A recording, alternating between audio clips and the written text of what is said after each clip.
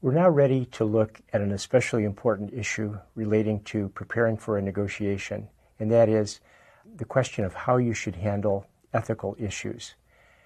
There's probably no other situation in business or in life that will challenge your ethical standards like a negotiation. So it's important to think about the standards that you will use before you begin negotiating. In answering this question, how should I handle ethical issues? There are two clusters of standards to consider. First of all, there's a cluster of standards that are based on legal principles, and then there are general ethical standards that go beyond the law. One way to visualize this difference is to think of this in terms of two overlapping circles. And what we're focusing on here when we talk about law-based ethical standards is the overlap situation where the legal principle is also an ethical principle or an ethical standard. We can all think of situations which would be in the left-hand part of the law circle where law has nothing to do with ethics or morality. For example, the law in England says that you have to drive on the left-hand side of the road, England and many other countries.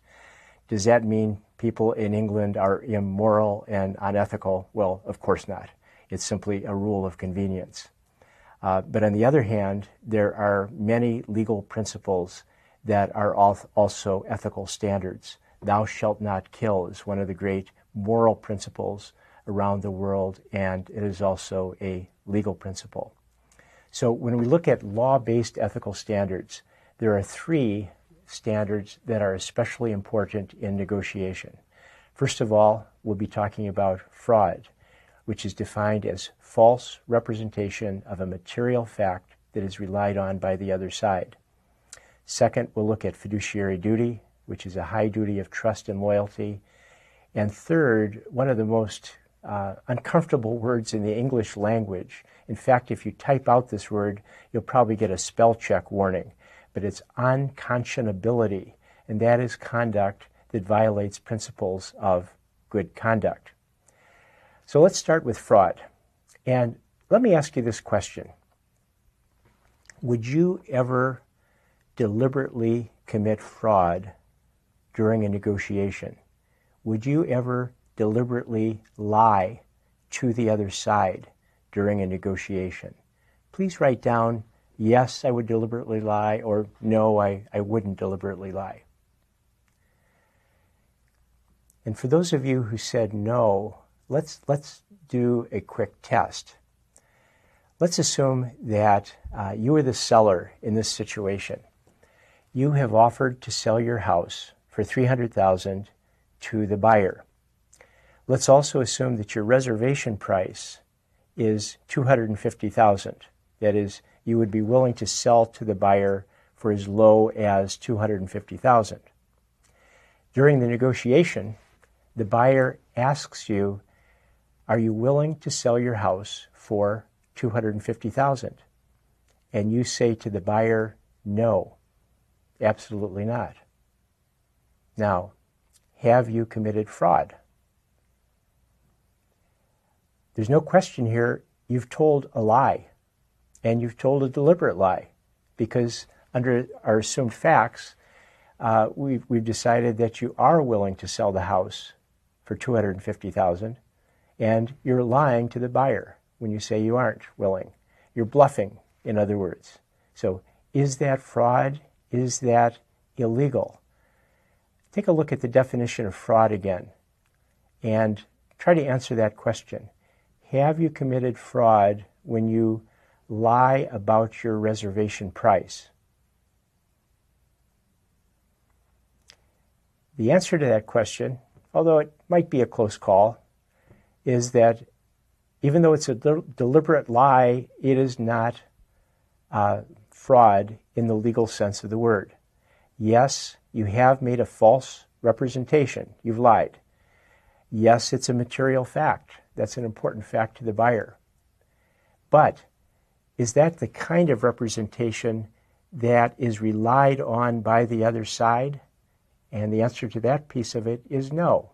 No buyer in this scenario should rely on your statement that you're not willing to budge on price.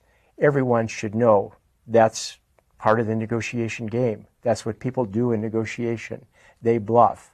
And so not fraud in this scenario. Okay, let's move on to fiduciary duty. High duty of trust and loyalty.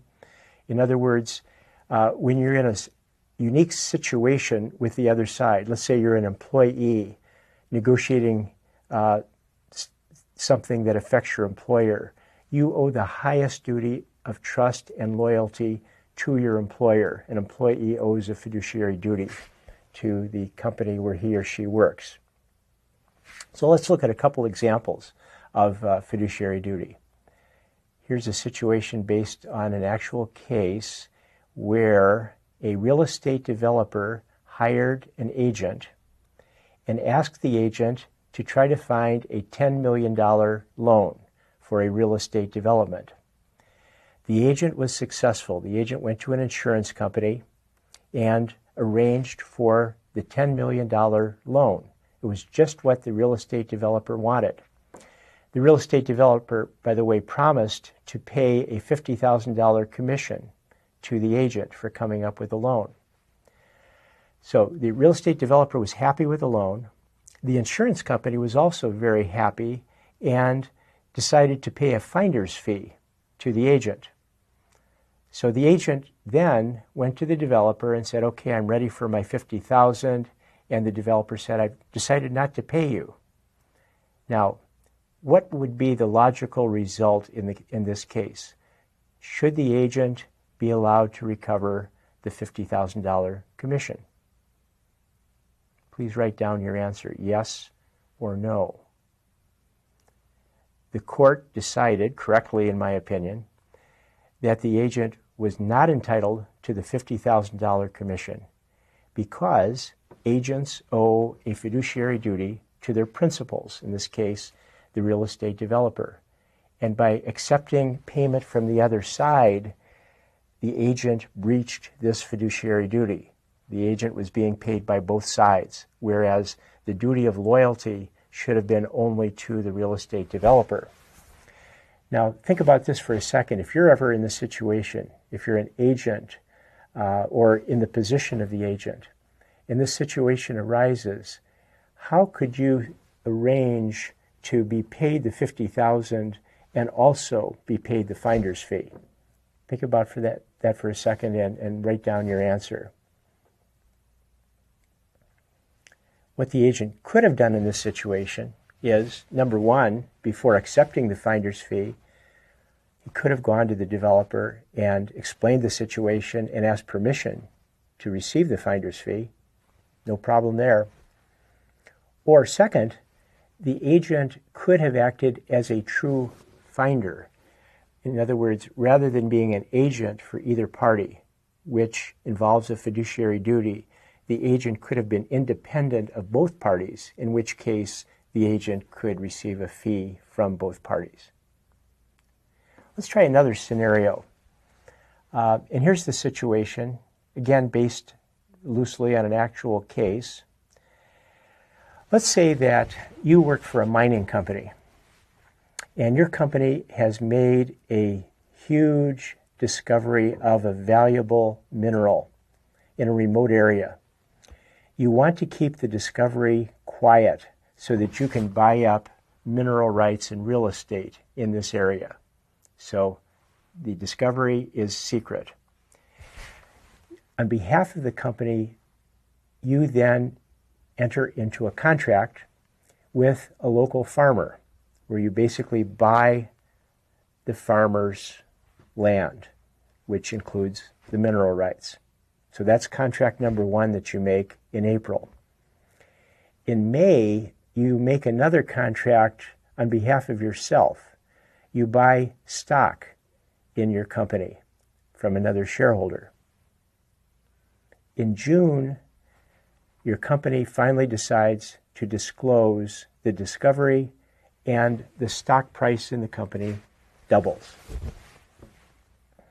Any problems here with these two contracts that you've made? Contract number 1, you bought the farm from the farmer and the mineral rights from the farmer without disclosing the discovery of the minerals. And number 2, you bought stock in the company from another shareholder without disclosing the discovery of the minerals. Think about that for a second. Write down your answer. No problem with the first contract in April. With that contract, you're dealing at arm's length with the farmer, and there's no general duty. Although in certain cultures, certain countries, you might discover there is a duty, but generally no duty to disclose the discovery. This person is a stranger. Big problem with the purchase of the stock. Because you're an employee of the company, you are buying stock from one of the company owners, you owe a fiduciary duty to the company and to that owner, and you have breached your fiduciary duty by buying the stock without disclosure. So this is a breach of fiduciary duty, and this breach of fiduciary duty has been included in legislation in most countries of the world, and the legislation is known as insider trading laws. What you have done here in buying the stock is to violate insider trading laws. So those are illustrations of how the concept of fiduciary duty works. The final law-based ethical standard is unconscionability, conduct that violates principles of good conscience. And as you might guess, this is somewhat of a loose concept, difficult to define. However, in defining unconscionability, courts focus on 2 questions. First of all, is there so-called procedural unconscionability? Does one party have an absence of choice because of unequal bargaining power? And second, they look for so-called substantive unconscionability. Are the terms of the contract unreasonable? So what that means when you put it together is that when you are a very powerful party dealing with a very weak party who really has little choice but to deal with you, and when you force unreasonable terms on that party, a court might overturn the contract or overturn those terms on the principle of unconscionability. Here's an example. We have a restaurant in the United States called Hooters. And Hooters initiated what they called an ADR program, Alternative Dispute Resolution Program, which basically said that if you work for Hooters, you have to sign a document stating that you agree not to sue Hooters. Instead, if you have a claim against Hooters, the claim would go to arbitration rather than to the courts. Well, a waitress at Hooters had a sexual harassment claim. She wanted to go to court, and she did not want to go to arbitration. And so she filed her suit in court and challenged this arbitration agreement.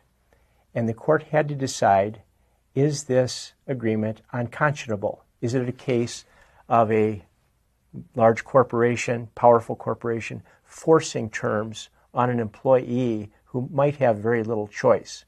And are those terms fair? This is what the arbitration agreement provided. It provided, first of all, that employees in the arbitration had to provide notice of claims, not Hooters. Hooters could select the arbitration panel. Presumably, they could select their own managers as arbitrators. Hooters could record the arbitration hearing. Employees could not record the hearing. Hooters could cancel the agreement to arbitrate at any time, not employees. Hooters could change the rules of the arbitration at any time, perhaps even in the middle of the arbitration, not employees. Guess what the court decided? This arbitration agreement is unconscionable and void, and this decision was affirmed by a federal court of appeals. So that concludes our look at law-based ethical standards.